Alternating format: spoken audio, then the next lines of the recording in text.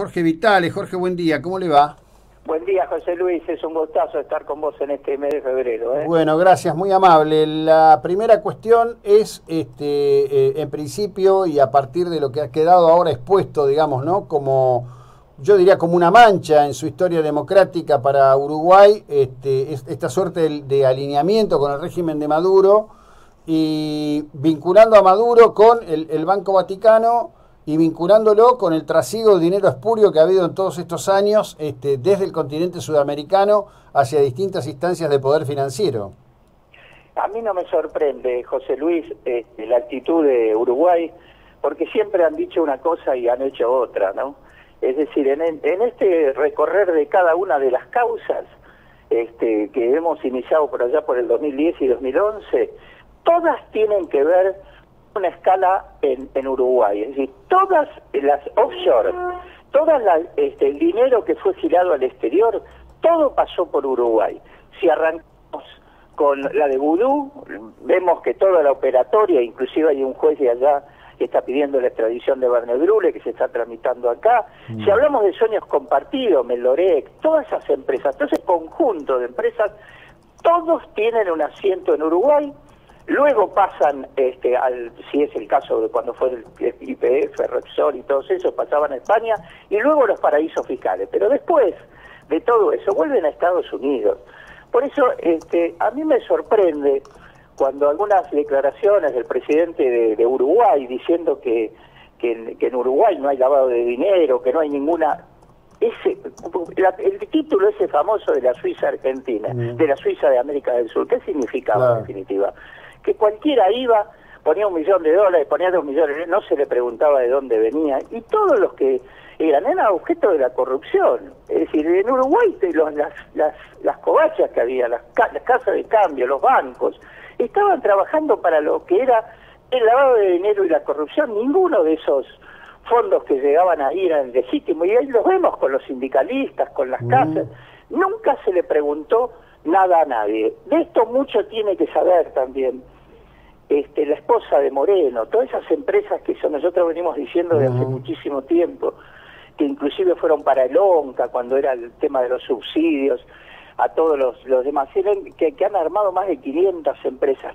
Todas, José Luis, todas tienen un asiento en Uruguay. Es decir, no pegan el despegue para Paraguay, para Chile, para Brasil, no. Todos el asiento es Uruguay. Es decir, los uruguayos no sabían eso que estaba pasando, que había oficinas. A mí me sucedió una cosa tan curiosa. Cuando descubro la primera conexión con Uruguay, es Pete Bursátil. ¿Me escuchas, José Luis, no? Sí, perfectamente. Bueno, es con Pete Bursátil. Pete Bursátil era una empresa, una casa de cambio, luego transformada en un banco, y eso que se allana después que hacemos la denuncia en Uruguay, yo en el 2013, donde todo lo que era de Vudú, todo lo que era de tarjeta SUBE, todo lo que era de Sueños Compartidos, era trasladada a través de esa empresa. Así se creaba la offshore, pero Pete Bursátil era la que hacía la escala. Yo hacía para España, Europa, para los paraísos fiscales. ¿Y sabe qué era la empresa Pete Bursátil? El presidente y el vicepresidente eran los que recibían las cartas en Uruguay, y era una oficinita de un ambiente. Es decir, ahí manejaron millones de dólares, se supone que más de 100 millones de dólares, y que tenía otro asiento en España. Era toda esa conexión. Cuando hacemos la denuncia van y allanan, y ahí se dan cuenta lo que sucede. Es decir, nosotros desde acá, desde la Argentina, teníamos conocimiento de lo que pasaba en Uruguay. Los uruguayos, en el buen sentido, yo no estoy diciendo de la gente común, ¿no? Pero los funcionarios uruguayos, ninguno de ellos sabía lo que estaba sucediendo. Eso es lo que a mí me impacta. Y bueno, nosotros somos como somos, pero no somos distintos a los de otros países, ¿no? No, bueno, ahí viene algo que a mí siempre me incomodó y que muchas veces los argentinos retuitean, que son las expresiones de ese expresidente uruguayo que nos trató a todos de delincuentes, cuando se visten con una falsa pátina de honorables, ¿no? Que no la tienen absolutamente para nada. Pero usted sabe que es parte del universo de falsa construcción de imagen que hay hoy en el mundo contemporáneo. En Uruguay va a haber elecciones y el principal tema en debate en Uruguay entre los políticos es la inseguridad. Y recuerdo cuando a principios del 2000, después de la caída de la convertibilidad, caída del gobierno de la Rúa, en muchos medios metropolitanos se hablaba de que la gente se quería vivir Uruguay por lo tranquilo que era. Digo, hay una distorsión tan grande entre lo que ocurre y lo que efectivamente es, y lo que la gente cree que es o lo que le dicen que es notable, ¿no? Creo que lo que necesitamos es una gran cooperación de Uruguay, que no la hemos tenido, también de Estados Unidos, que sí la hemos tenido. Acuérdese que cuando yo hago la denuncia de la ruta del dinero K, de José Luis, Sí. el origen de esa denuncia era un informe de Hillary Clinton que hacía el Congreso de los Estados Unidos sobre los derechos humanos y hablaba sobre la corrupción. Y ahí hablaba clarito, diciendo la escala, la función que cumplía en América del Sur Uruguay. Claro. Es decir, no puede haber un desconocimiento de lo que vino sucediendo, no desde el 2009 en adelante. Uruguay fue el asiento de la corrupción en los bancos y en las casas de cambio desde hace más de 20, Claro, 30 años, ¿no? Sí. Quizás un poco más. Por eso me da la impresión de que con estos nuevos convenios que se han firmado, no creo que con este presidente que tiene Uruguay pueda haber mucho cambio, mucho avance, ya que está involucrado en determinadas cosas personales y familiares. Con el caso de Venezuela, que no es un caso atípico de que haya sido neutral. Hay intereses que los unen, ¿no? Bueno, ahí hay publicaciones de medios uruguayos que hablan que el hijo del presidente uruguayo tiene o articula negocios con Venezuela, ¿no? Claro, claro.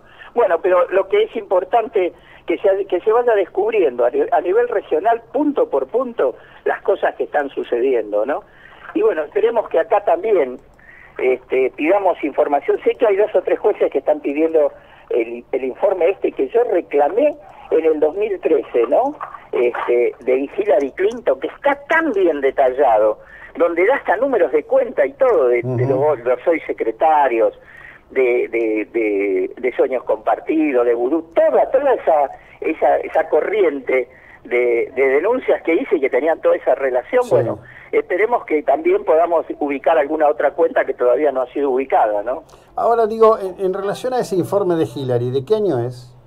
2009-2010, lo presentó en el Congreso de los Estados Unidos en el 2009, y luego lo hace exactamente en el 2010, cuando era secretaria de Estado, ¿recuerda José Luis? Sí. Ahí es donde hace ese informe, y ahí es donde le comunica la embajada de Estados Unidos a la expresidenta, diciéndole lo que estaba sucediendo en la Argentina, en la cual ella estaba involucrada, ¿no? Sí, claro, obviamente.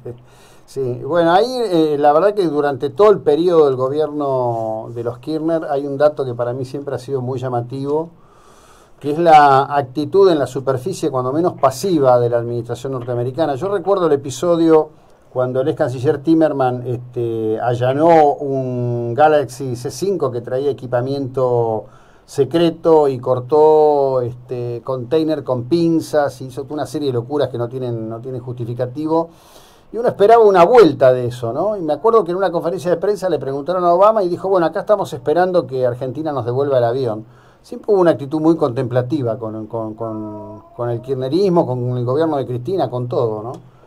Bueno, sí, hubo una connivencia, no cabe ninguna duda. Tuvimos una connivencia regional, ¿no? Sí. Y bueno, ahora se están descubriendo y se están mostrando las caras, ¿no? Porque ante hechos tan graves como el que pasa a Venezuela, no se puede respaldar a un país como Venezuela, el gobierno de Venezuela, con las cosas que están sucediendo. Bueno. Y estos que están siendo así timoratos o que están siendo supuestamente independientes, no lo son, tienen connivencias de corrupción muy grande, ¿no? Y ojalá que Uruguay y los uruguayos se den cuenta de todo esto, ¿no? Veremos. Gracias como siempre, Jorge, un abrazo, gracias, muy amable. Fue un gusto, ¿eh? Hasta luego. Jorge Vitale es abogado.